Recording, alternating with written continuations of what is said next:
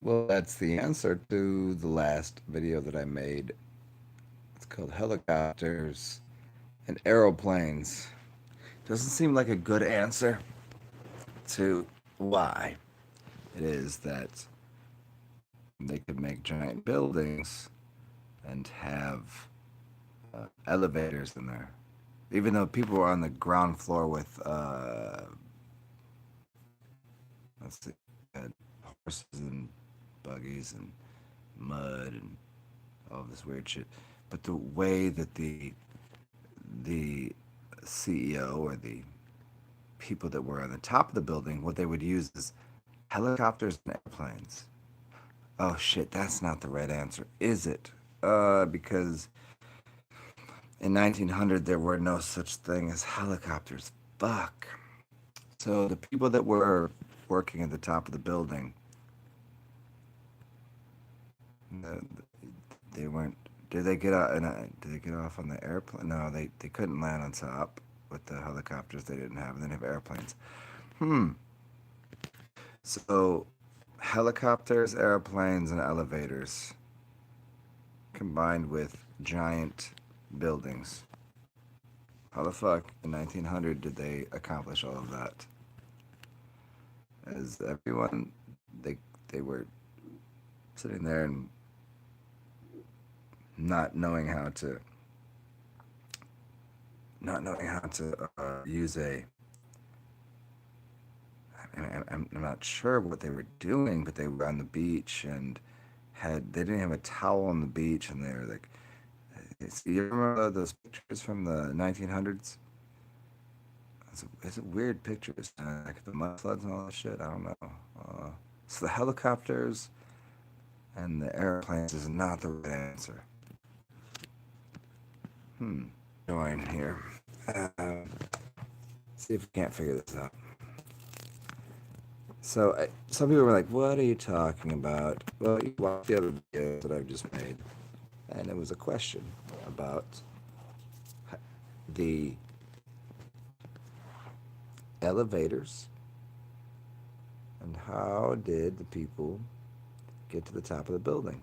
And I thought maybe the right answer was, am I thinking too hard about this? So people just walked up 50 flights of 50 flights of stairs.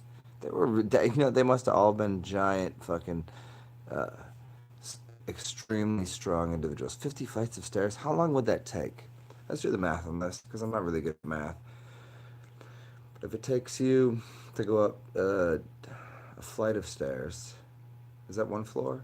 Would it be like an eighth of a mile or a tenth of a mile, depending on what city you live in. If the floors are 8 foot a piece plus the little bit in between, so they can get all of the extra piping and all the extra, whatever going on, like the bathrooms on every floor.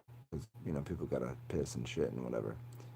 And where was that going? Okay, so they figured that all out in 1900. And people today with with houses that are 1 floor high can't figure out how that shit works. Hmm. So if you're gonna go up, let's just say one flight of stairs. Let's call it 10 feet, because there are some buildings with like 12 foot, 12, 13 ceiling, 4, 10, 430, 520 feet, or 500. Yeah, 520. How long would it take stepping at the reasonable I don't want to say latitude, but if it was reasonable for the 6 foot tall human, humans at that point in time are probably 5'6", 5'7", if you believe in that concept. Their foot height would raise up, let's see, 8 to 12 inches, and okay, you're gonna do that step for step. I mean, some people skip stairs, but what we're gonna do is we're gonna go ahead and go up these stairs. I want to see at what point you get tired, and how long is it gonna take to get up 40 flights of stairs. How long would it take? And then you got to get down them too, and you got to do that every day. Or are you gonna get on a are you gonna get in a helicopter that didn't exist, or are you gonna get an elevator that wasn't working right? And shit, I've been in buildings where the elevators don't even work every day. So what are you gonna do? You just don't get to the top of the building. So like everything was perfect then that someone could get on an elevator and get all the way to the top of the building. But now you can get in any building. You go to New York City, go somewhere, and then like some days the shit ain't working because it's you can get into the Otis company and all these other where'd they come from? How do these people get up that? Like I'm just trying to figure out how people walked up and down these stairs to come. How does that work? How does that work? Let me do this. Let me walk over here because there's look at that. Oh, okay, not out of shape. Pretty good. Let's see, 1, 2, 3. I'm just walking across a 6, 7, 8. Okay, and I just walk back and forth. I'll do a pacing mechanism. Okay, so I've got up one flight of stairs. If I did that 40 times, just going back and forth, how long would that take, and how much energy would that expend? The energy expenditure is minimum. But to go over there and come back here took how long? But you're going to go up those stairs and you're going to keep doing that every day. 40. And then you're going to right there at the top of the building in 1900. Or we're going to get on one of the horses that you had that helped build the building with all of the marble and all of the the delicious oak that's been painted. Well, I don't think they painted at the time, but they really the cornices and the molding and all of this and how do they get it up there? And people are gonna walk up there every day. How long is that gonna take? Man. Okay. Hopefully that ain't made any sense. Let's see who's in here. Is anybody in here? What's up, Pat? This is me just riffing on something that I did the last couple of videos because I find it so absurd. I'm trying to figure out between elevators, helicopters, and planes, aeroplanes, that in the year 1900, how did people get to the top of the building?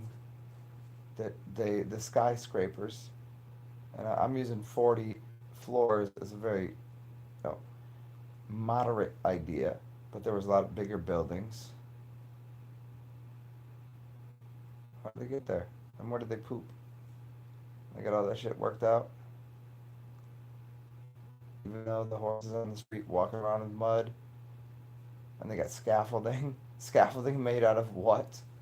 So they had these big high rises built by using scaffolding made out of wood.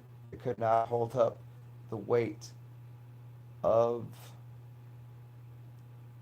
I don't know what kind of stone is anybody using to build these things. Huh. Very interesting concept, but it doesn't seem to hold any kind of weight or water. Confusing. Yes or no? Hmm.